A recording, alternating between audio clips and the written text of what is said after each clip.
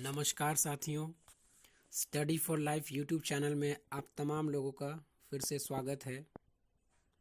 जैसा कि हम देख रहे हैं कि दुविधा में है नए छात्र जो बीएड यूजी पीजी में नामांकन लेने वाले हैं और छात्र कल्याण मंत्री, कल्याण सचिव और जेसीईसीईबी बोर्ड को ईमेल कर रहे हैं। आखिर क्यों छात्र की समस्याएं क्या है और वो मेल क्यों कर रहे हैं, आइए हम जानते हैं। तो सबसे पहले आप तमाम लोगों से आग्रह है कि हमारे इस यूट्यूब चैनल को स्टडी फॉर लाइफ को सब्सक्राइब, लाइक और शेयर ज़रूर करें ताकि ज़रूरत की चीज़ें ज़रूरतमंद छात्रों, नौजवानों तक पहुंच सके। साथियों, आखिर क्या है परेशानी छात्रों की, उनकी दुविधाएं क्या है, उनकी समस्याएं क्या है और उनका समाधान किस रास्ते हो सकता है, आइए हम जानते हैं। सबसे पहले हम जान रहे हैं कि छात्रवृत्ति आवेदन की अंतिम तिथि जो झारखंड सरकार द्वारा ई कल्याण विभाग द्वारा भराया जाता है उसकी अंतिम तिथि 25 अक्टूबर है। पहला विषय ये है। और दूसरा है कि बिना परीक्षा हुए काउंसलिंग के नाम पर करोड़ों रुपए की वसूली। तो साथियों, जैसा कि आगे हम देख पा रहे हैं कि छात्रवृत्ति आवेदन की तिथि आगे बढ़ाने की मांग की गई है।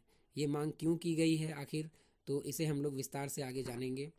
तो परेशानी यह है छात्रों की कि झारखंड के विभिन्न विश्वविद्यालयों में स्नातकोत्तर की नामांकन प्रक्रिया अभी शुरू नहीं हुई है और ना ही स्नातक के विभिन्न सेमेस्टर के विद्यार्थियों का परीक्षा फल जारी हुआ है, जिसके कारण वे छात्रवृत्ति आवेदन नहीं कर पाए हैं।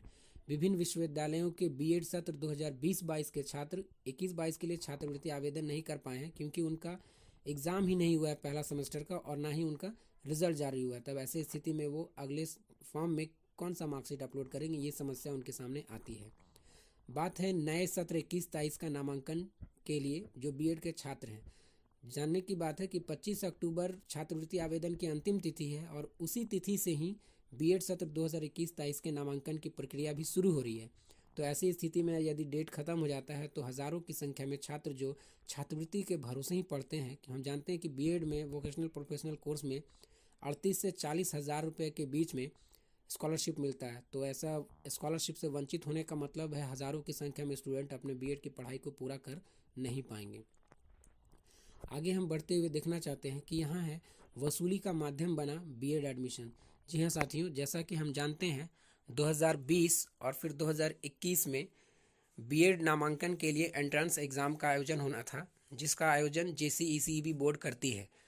तो जब परीक्षाओं का आयोजन ही नहीं हुआ तब इसके बावजूद भी जेसीईसीईबी बोर्ड के द्वारा छात्रों से आवेदन लिए गए और बार बार काउंसलिंग करने के नाम पे 400 रुपया और लड़कियों से और एसटी एससी के छात्रों से 250 रुपये की वसूली की जा रही है, जो कि बिल्कुल गलत है।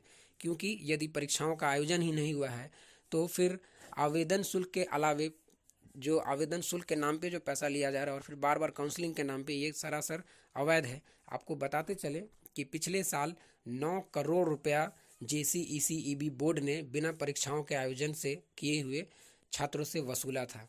साथियों, जैसा हम जान रहे हैं कि हमारा जो ई कल्याण पोर्टल छात्रवृत्ति पोर्टल है, ऐसा नहीं है कि ये समस्या पहली बार आने वाला है। 2020 में भी बीएड के परीक्षार्थियों का नामांकन लेट से हुआ था, जिसके कारण हज़ारों छात्र छात्रवृत्ति आवेदन नहीं कर पाए थे। ऐसी स्थिति में उन्होंने आंदोलन का रास्ता अपनाया था। लगभग 4 से 5 महीने कोरोना महामारी के बीच में ऑनलाइन माध्यम से उन्होंने आंदोलन चलाया और अंततः मजबूर होकर वो रांची में आंदोलन के लिए विवश हुए थे, जो कि आप इस पुराने प्रेस कटिंग के माध्यम से देख पा रहे हैं। तो ऐसा नहीं है कि सिर्फ कुछ किया नहीं जा सकता है। जो समस्याएं हैं उसको लेकर के एकजुट होकर लड़ने से ही समस्याओं का सॉल्यूशन हो सकता है। और ये पिछले बार हुआ भी है और ये पहली बार हुआ है कि लगभग 7 से 5 महीने गुजर जाने के बाद फिर से 2020 का छात्रवृत्ति पोर्टल भी खोला गया है और एक साथ 2020 और 2021 के आवेदन पोर्टल में छात्रवृत्ति के लिए आवेदन लिया जा रहा था। तो मैं इस चैनल के माध्यम से आज जो झारखंड के विभिन्न यूजी, पीजी और बीएड के अभ्यर्थी जो हमारे जो चंपई सोरेन जो आदिवासी कल्याण सचिव और कल्याण मंत्री और साथ ही साथ जेसीईसीबी बोर्ड को ईमेल कर रहे हैं, मेरे वीडियो को देखने वाले आप तमाम साथी भी आज मेल करें और इस जो गलत नीति है इसके खिलाफ में स्टूडेंट्स को एकजुटता को दिखाएं। तो धन्यवाद आप तमाम लोगों का हमारे इस YouTube चैनल और हमारे इस वीडियो को देखने के लिए। आप तमाम लोग इसे लाइक, सब्सक्राइब और शेयर ज़रूर करें, क्योंकि ज़रूरत की चीज़ें ज़रूरतमंद लोगों तक पहुंचती हैं तो उन्हें